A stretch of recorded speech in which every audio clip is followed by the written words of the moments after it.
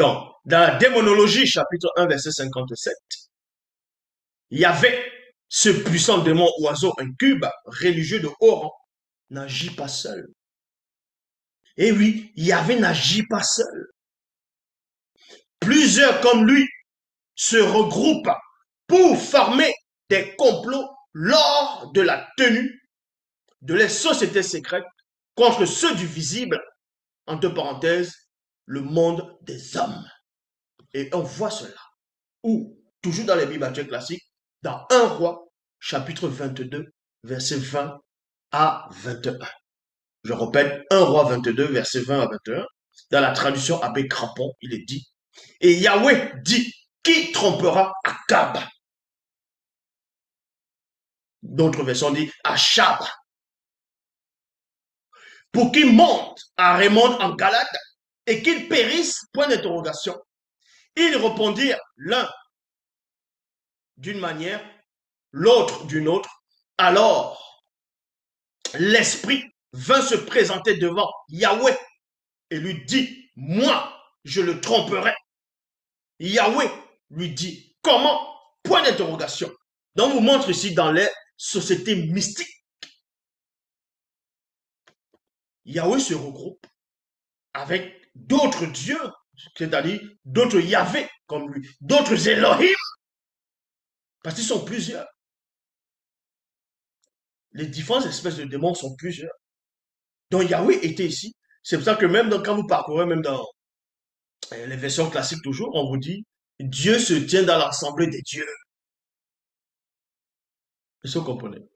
Dieu se tient dans l'assemblée de Dieu. Parce que ils sont plusieurs comme ça.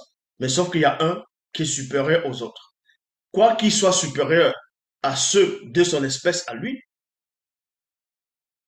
mais il ne sait pas tout. C'est pour ça qu'on vous dit ici que Yahweh maintenant va demander à ses semblables. Même dans d'autres versions, dans d'autres passages, d'autres versions, d'autres livres, on vous dit que Dieu se tient dans l'assemblée de Elle. Et il juge au milieu de Dieu. Parce qu'il y a plusieurs.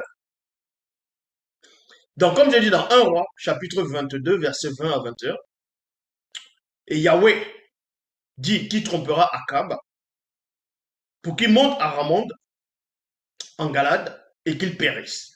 Ils répondirent d'une manière, l'autre d'une autre. Et dans les Bibles actuelles classiques, on vous fait croire que c'était des anges qui étaient à côté de Dieu et ils sont en train de parler, exactement comme dans le livre de Job, pour venir vouloir dévoiler, cacher ces choses-là.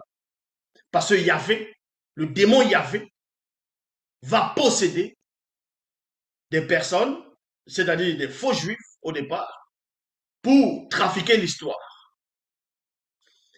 Et il va les confier dans la suite, plus le temps va passer, il va introduire un autre démon qui est inférieur à lui. Et ce démon-là aussi, l'un des favoris de Satan et de Yahvé. C'est ce qu'on va appeler Mitélé, communément appelé à cette époque sous le nom de Jésus. Donc il fallait qu'ils introduisent le peuple, c'est-à-dire ce Mitélé, ce Jésus, au fur et à mesure au sein du peuple. Parce que ce peuple-là connaissait Yahvé, connaissait les autres Yahvé, mais il ne connaissait pas Mitélé.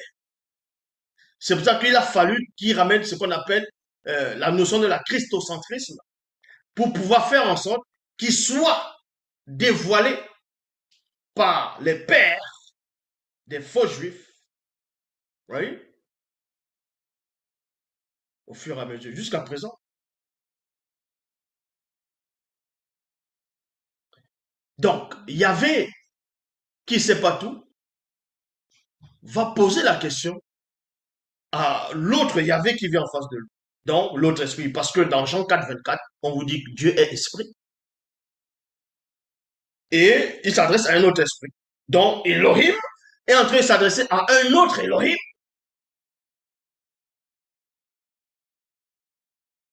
Dans 1 Roi 22, verset 21, dans la Bible, en français courant, il est dit, alors l'esprit qui inspire les prophètes s'est avancé devant le Seigneur et a dit, deux points, on s'arrête là.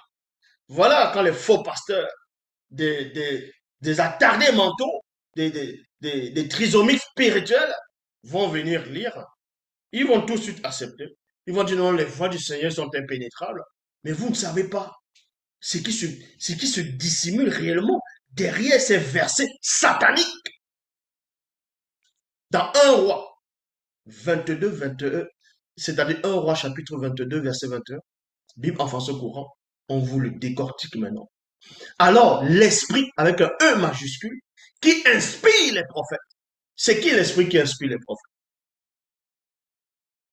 Mais puisqu'on vous dit qu'il y a un esprit, avec un E majuscule, qui inspire les prophètes, et que cet esprit-là qui inspire les prophètes, ce n'est pas Yahvé, mais c'est un autre esprit qui est avec Yahvé, qui est en symbiose avec Yahvé. C'est pour ça qu'on vous dit ici. Alors l'esprit qui inspire les prophètes s'est avancé devant le Seigneur. Selon vous, quel est l'esprit dans les Écritures qui inspire les prophètes? C'est pour ça que dans ce qu'il va appeler le Nouveau Testament, on va vous dire que non, c'est l'esprit de Jésus qui était dans les prophètes de l'Ancien Testament, de la Torah, quand il prophétisait pour essayer la christocentrisme. Mais toujours est-il que l'esprit qui inspire les prophètes,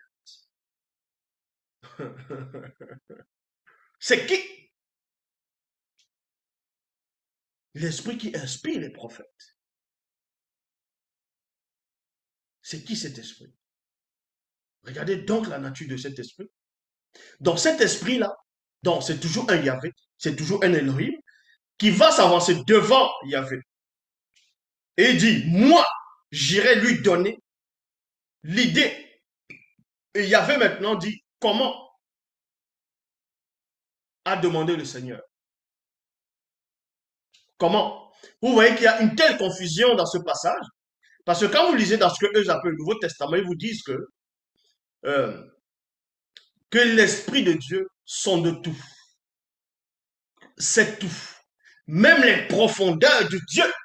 Donc c'est l'Esprit qui inspire les prophètes, connaît, sonde les profondeurs de Dieu.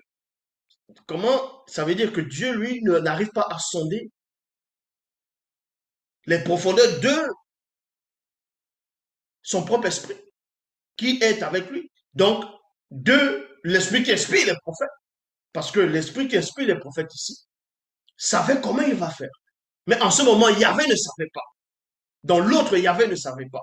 Celui qu'on l'appelait Jéhovah. Jéhovah. Lui, il ne savait pas. Il n'arrivait pas à lire les pensées de l'autre.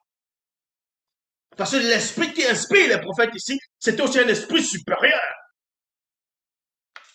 De la même race que Yahvé.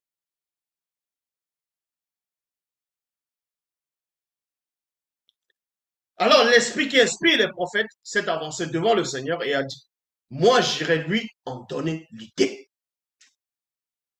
Comment? A demandé le Seigneur.